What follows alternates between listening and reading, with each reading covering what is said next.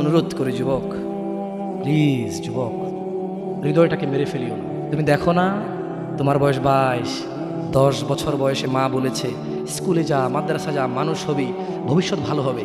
তুমি শোনোনি, cricket, football, cinema, নাটক, কোথায় বিয়ে, কোথায় গায়ে হলুদ, গান বাজনা বাজিয়ে তোমার জীবন কাটাই দিছো। যুবক দেখো, 22 বছর বয়সে তুমি মূর্খ। তোমার পাশের বন্ধু পাইলট স্কুলে পড়ে, হ্যাঁ 10টা টিউশনই পড়ায়, 30,000 টাকাও কামায়। হ্যাঁ, তুমি যাকে বিয়ের প্রস্তাব দিচ্ছ কেউ রাজি নাই, ওর জন্য 5টা ঘর আসে, ওর মা বলছে এখনো ছোট, আরো পড়াশোনা করুক, আর তুমি বিয়ের জন্য হন্য হয়ে খুঁজতেছো। কোনো রিক্সাওয়ালাও তোমাকে মেয়ে দিতে রাজি। তুমি দেখো 10 বছর 15 বছর বয়সে যদি মায়ের ওই কথা মেনে নিতা, তাহলে তুমি আজকে উপকৃত থাকতা। আমি জামশেদ মজুমদার 27 বছর বয়সে এসে তোমাকে বলছি তুমি গান বাজনা ছেড়ে দাও। ইনশাআল্লাহ 60 বছর পরে মারা গেলে, 30 বছর পরে মারা গেলে, 70 বছর পরে মারা গেলে ওই উপকৃত হবা। আর তা না হলে এই গান বাজনার সাথে তুমি তোমাকে ধ্বংস করে দিচ্ছ। যেদিন নিঃশ্বাস বন্ধ হয়ে যাবে সেদিন হলেও বুঝবা, বুঝতে তোমাকে হবেই। জমিনের উপরে বোঝো অথবা জমিনের নিচে বোঝো, বুঝতে তুমি হবে।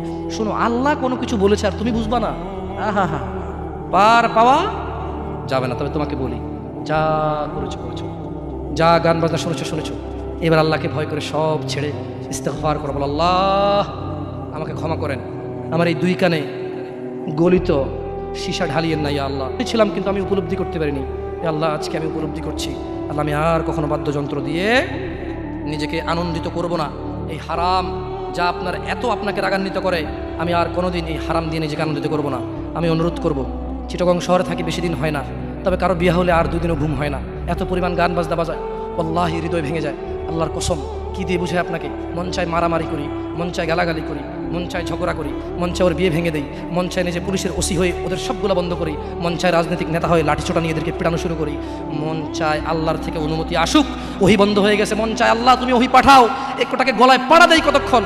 মন চায় নিজেকে যদি অনেক জ্ঞানী, অনেক কিছু হতাম, কোথাও গিয়ে যদি বলতাম গান বন্ধ করো, যদি বন্ধ করে দিত, যদি এমন কিছু হতাম, কত কিছু যে মন চায়। তোমার বিবাহ তুমি রামশ্যাম যদুমধুর মতো করে ফেলেছো। যুবক তুমি কেন কবুল পড়ে বিয়ে পড়ো, আমার তো বুঝে আসে না। বাবা আপনি কেন আপনার ছেলেকে কবুল পড়িয়ে বিয়ে দিচ্ছেন, আমার বুঝে আসে না। ভাই আপনি কেন আপনার মেয়েকে কবুল পড়িয়ে বিয়ে দিচ্ছেন, আমার বুঝে আসে না। আপনার মেয়ে হলুদ কাপড় পরে, মাথার মধ্যে খোপা দেয়, 3 জনে এসে দুধ খাওয়ায়, 4 জনে কোলে নিয়ে নেয়, 6 জনে গান বাজায়, 10 জনে এসে হলুদ মাখে, শুধু বুঝি মৌলবি দিয়ে কবুল পড়ালে বুঝি মুসলিমের বিয়ে হয়। শুনুন, আপনার নবী মুহাম্মদুর রাসূলুল্লাহ সাল্লাল্লাহু আলাইহি ওয়াসাল্লাম কবুলের পদ্ধতি দিয়ে গেছেন, তাই কবুল পড়ায় মুসলমানের বিয়ে মনে করেন না। কিন্তু বাকি যেগুলো করেন এগুলো কার পদ্ধতি? কার? মিথ্যা কথা বলবেন না। হুজুর ডেকে খুতবা পড়ে কবুল পড়ে বিয়ে কার পদ্ধতি? আল্লাহ নবীর। এই গান কার পদ্ধতি? কেন করতেছেন? ওটা তো আপনার বিয়ের অংশ, বিয়ে না হলে তো বাজাতেন না। বিয়েকে কেন্দ্র করে যেমন কবুল বলছেন, বিয়েকে কেন্দ্র করে তো গানটা বাজাচ্ছেন। কয়জন নবীর উম্মত আপনি?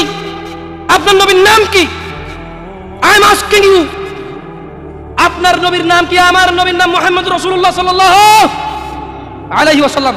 হু is the messenger of Allah for you? আপনার জন্য আল্লাহর নবী কে? কোন নবীর সুন্নাত পালন করলেন গান বাজিয়ে?